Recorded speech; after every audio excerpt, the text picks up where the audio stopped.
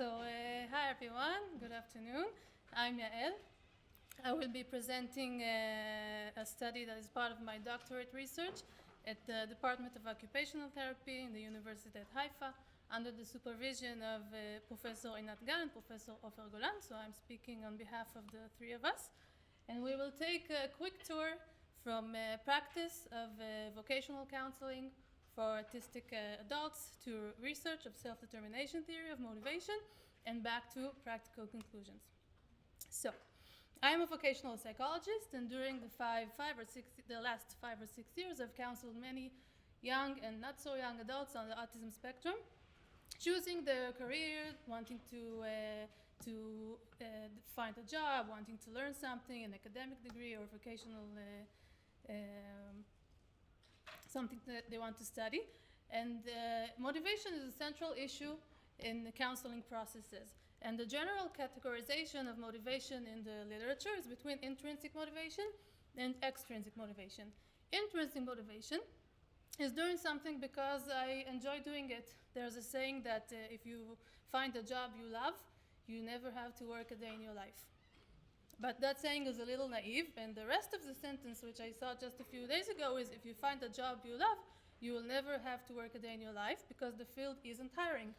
So when we think about motivation, we need to take into account not only our interests, but also our abilities, what we can do well, and what there is in the job market, because I want someone to pay for the job I do. So extrinsic motivation is everything other than doing the job for the enjoyment or the interest.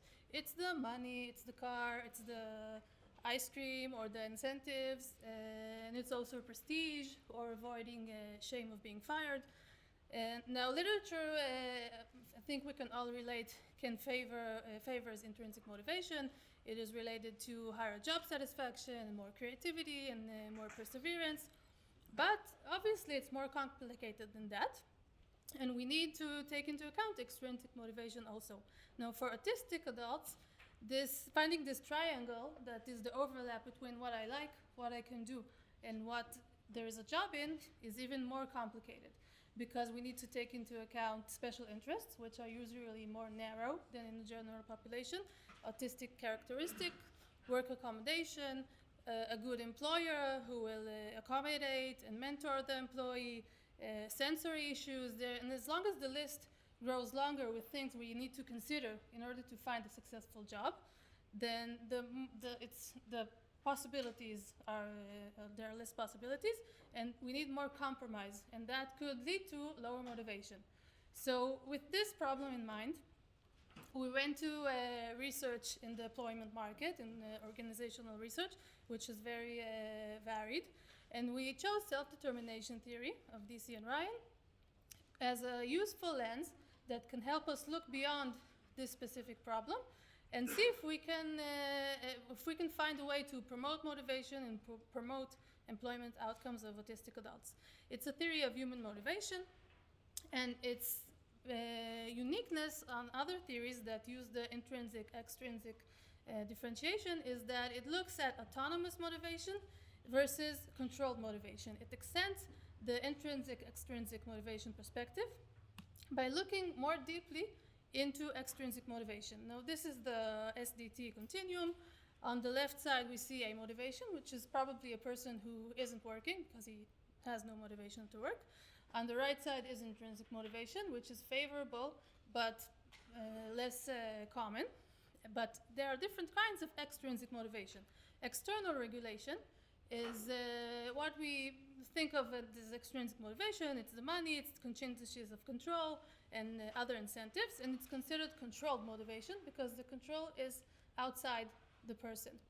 Introductory regulation is more internalized psychological constructs of self-worth, of ego involvement, and it could be working for prestige or being afraid of being fired and thus investing in the work, but it's considered moderately controlled. It is within the person, but it's still not very positive. And identified regulation, which is the focus in this presentation, is the importance of goals and values, meaning that even if a job isn't interesting or fun or enjoyable, it can still relate to a feeling of choice, of volition, of self-determination, and of autonomous motivation. And of course, there is also intrinsic motivation.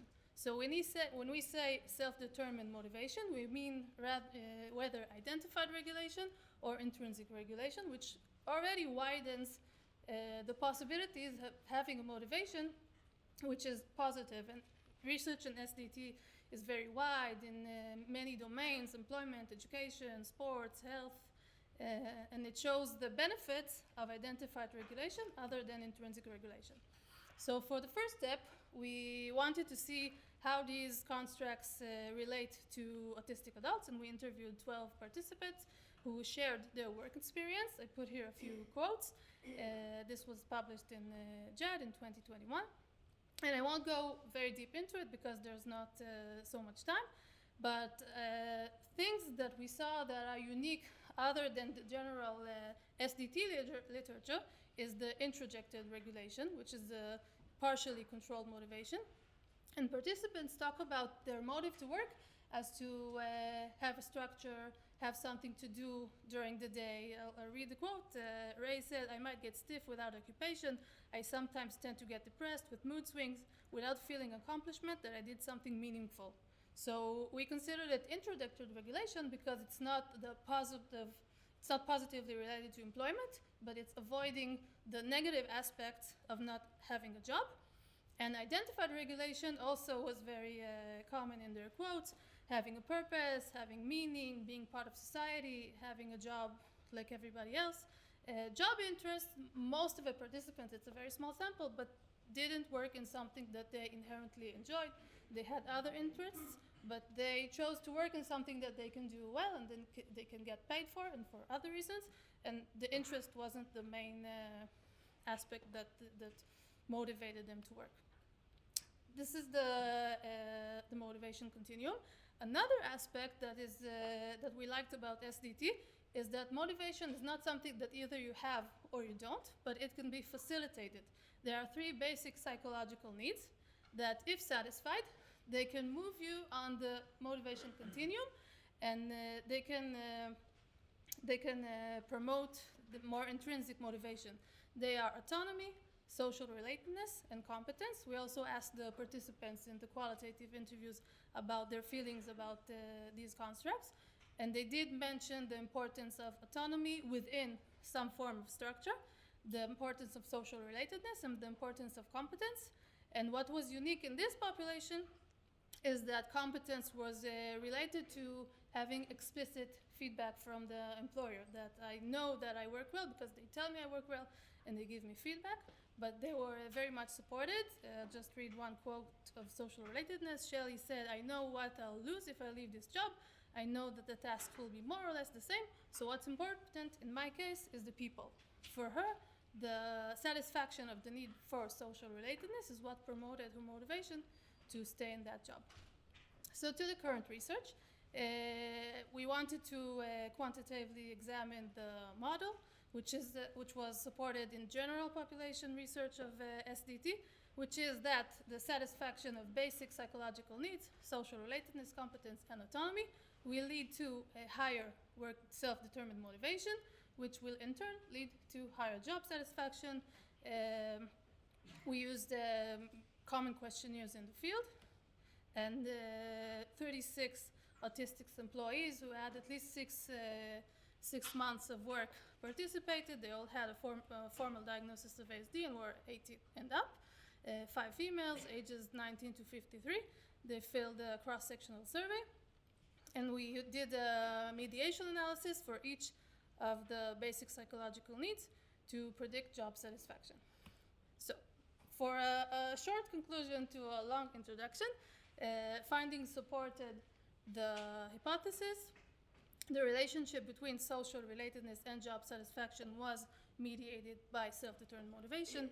The relationship between autonomy and job satisfaction was also mediated by self-determined motivation. For competence, it was marginal significance, but it also shows support to the model.